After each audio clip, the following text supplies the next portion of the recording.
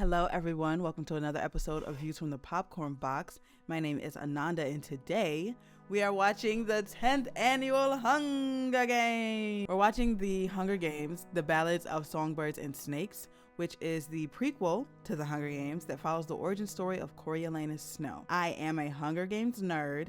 I read all the books, I watched all the movies, I listened to the audiobook this movie is based on in a weekend, and then I watched this and I have thoughts. First, I think this should have been split into two parts. I also read somewhere that the original cut was 3 hours and 40 minutes, and honestly, I want to watch that because I read the books and there was so much that was left out, and I hate to be that but in the books guy, but everything seemed to be happening so quickly. The games and the action seemed so fast, and the pacing in the book made Lucy Gray's win feel earned. I rated the rewatchability of this movie a 4 out of 5.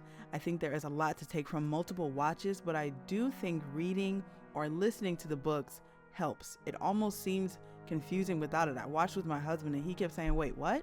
Wait, what's going on? Wait, and because I read the books, I was happy to tell him. But I think the audience would have benefited from a more in-your-face exposition.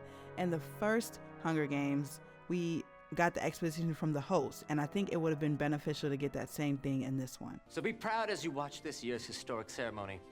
This is the price of peace in Pan Am.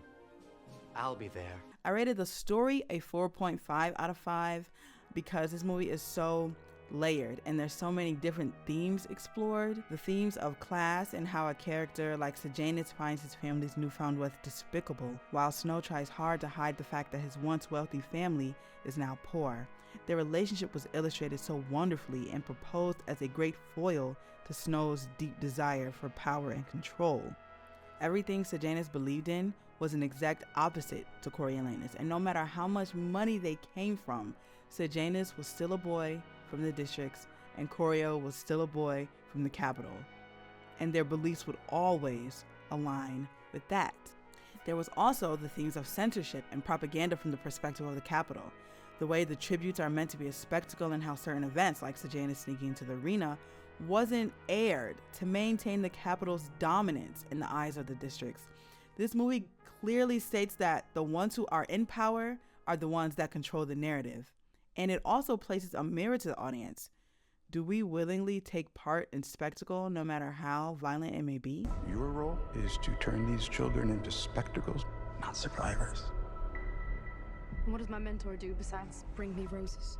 I do my best to take care of you. Another theme I found interesting was the idea of the star-crossed lovers with Lucy and Coriolanus, the capital boy and the district girl, which somewhat paralleled Katniss and Peeta's relationship.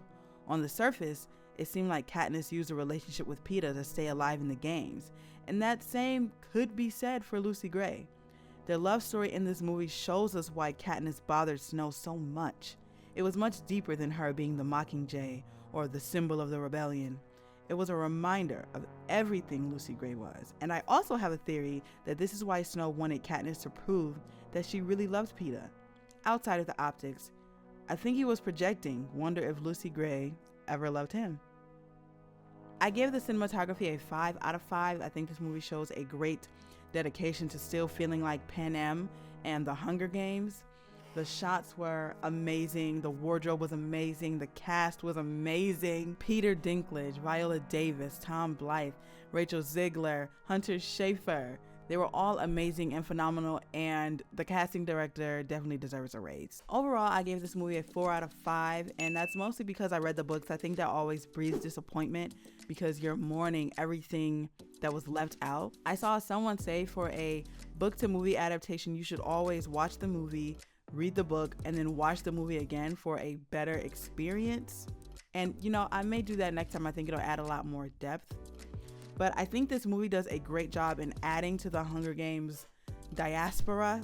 I actually would love more books and more movies, specifically a movie about the 50th Hunger Games that Haymitch won, and that Katniss's mom, her best friend, was in that one also. And I know I'm nerding out. But I want to know what you guys think. Have you watched the Hunger Games movies? Have you read the books? Do you think the movie was too short? Do you think the movie was too long? Are you satisfied with the origin story of Coriolanus Snow? Let me know in the comments. Till next time.